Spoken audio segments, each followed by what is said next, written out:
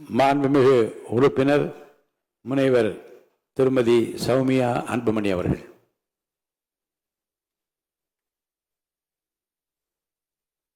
அனைவருக்கும் வணக்கம்.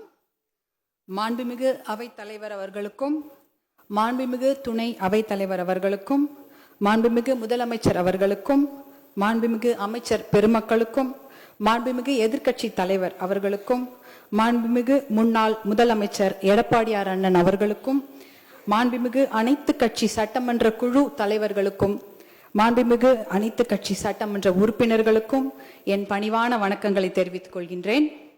இந்த சட்டப்பேரவைக்கு அவைத்தலைவராகவும் துணை அவைத்தலைவராகவும் ஒருமனதாக தேர்ந்தெடுக்கப்பட்டிருக்கும் தங்களுக்கு பாட்டாளி மக்கள் கட்சி சார்பாக மனமார்ந்த வாழ்த்துக்களை இந்நேரத்தில் தெரிவித்துக் கொள்கின்றோம்.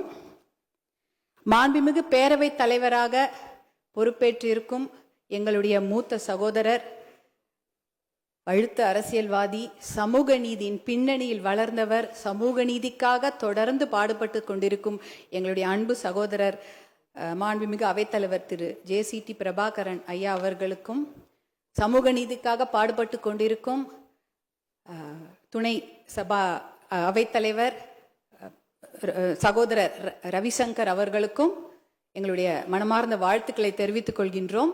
ஜனநாயக முறைப்படி இந்த சட்டமன்றம் நன்றாக நடக்கும் என்பதில் எங்களுக்கு எந்த ஐயமும் இல்லை.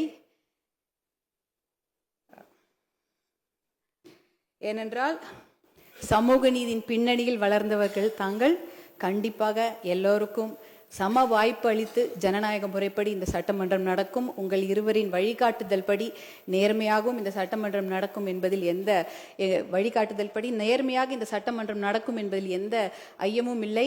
இந்த சட்டமன்றத்தில் பணியாற்றுவதற்கு எங்களுக்கு மிகுந்த பெருமையாகவும் அது எங்களுடைய பாக்கியமாகவும் வரமாகவும் நாங்கள் கருதுகின்றோம். மூதறிஞர் ராஜாஜி, ஓமந்தூர் ராமசாமி ரெட்டியார், கர்ம வீரர் காமராஜர், பேரறிஞர் அண்ணா, முத்தமிழ் அறிஞர் கலைஞர், புரட்சி தலைவர் எம்ஜிஆர் அவர்கள், புரட்சி தலைவி ஜெயலலிதா அம்மையார் அவர்கள் அலங்கரித்த இந்த பெருமைமிகு தமிழ்நாடு சட்டப்பேரவையில் 3 முறை சட்டமன்ற உறுப்பினராக பணியாற்றியவர் என்னுடைய தாய் வழி தாத்தா, திருத்தணியை மீட்ட தளபதி திரு K. விநாயகம் அவர்கள். திருத்தணி ஆந்திர பிரதேசத்துடன் சென்றபோது அதை போராடி மீட்டு கொடுத்த மொழி போராட்ட தியாகி அவர். அவர் 3 முறை இந்த சட்டமன்றத்தில் சட்டமன்ற உறுப்பினராக பணியாற்றியிருக்கிறார். அவரும் அன்றைய முதல்வர் பேரறிஞர் அண்ணா அவர்களுடனான சட்டமன்ற விவாதங்கள் வரலாற்று சிறப்பு மிக்கவை.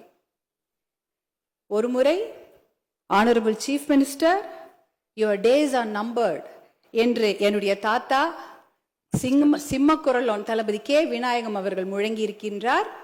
அந்த சமயம் அன்றைய முதலமைச்சர் பேரறிஞர் அண்ணா அவர்கள், honourable member, my steps R measured என்று அமைதியாக பதில் அளித்திருக்கின்றார்.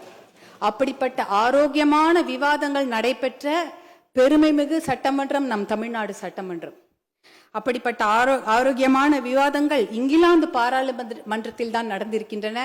அப்படிப்பட்ட ஆரோக்கியமான விவாதங்களும் அரசியல் நேர்மையும் நடந்த சட்டமன்றம் இது தமிழ்நாடு சட்டமன்றம். அப்படிப்பட்ட சட்டமன்றத்தில் எங்களுக்கு ஆக்கப்பூர்வமான விவாதங்களை முன்னெடுக்கவும், மக்கள் நலன் சார்ந்த விஷயங்களை பேசி நல்ல முடிவெடுக்கவும், பாட்டாளி மக்கள் கட்சியை சார்ந்த எங்களுக்கு அதிகமான நல்வாய்ப்புகளை வாரி வழங்குமாறு தங்களை தாழ்மையோடு கேட்டுக்கொள்கின்றோம்.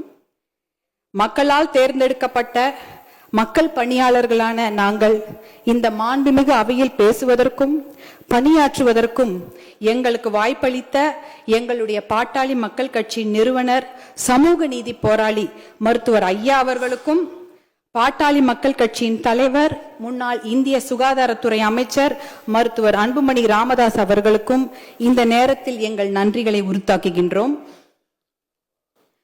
தமிழ்நாட்டின் வளர்ச்சிக்காக இந்த பெருமைமிகு சட்டப்பேரவையில் சமூக நீதி, பெண்கள் பாதுகாப்பு, மது ஒழிப்பு, போதை ஒழிப்பு, இளைஞர்களுக்கு வேலை வாய்ப்பு, வேளாண் வளர்ச்சி, தொழில் வளர்ச்சி, நீடித்த சுற்றுச்சூழல் பாதுகாப்பு, கல்வி மற்றும் மருத்துவம், தமிழுக்கு முக்கியத்துவம், நீர் மேலாண்மை பற்றிய ஆக்கப்பூர்வமான விவாதங்களை பேரவைத் தலைவர் அவர்கள் தலைமையேற்று நடத்தி தருமாறு அன்போடு கேட்டுக்கொள்கின்றோம். நான் முன்பே சொன்ன மாதிரி கேட்டுக்கொண்டிருந்தேன். பாட்டாளி மக்கள் கட்சிக்கு பேசுவதற்கு அதிகமான வாய்ப்புகளை அள்ளித்தருமாறு மீண்டும் ஒருமுறை கேட்டுக்கொள்கின்றோம். நிச்சயம் தாங்கள் அவ்வாறு நல் வாய்ப்புகளை தருவீர்கள் என்ற நம்பிக்கையோடு நன்றியோடு அமர்கின்றோம். நன்றி, வணக்கம்.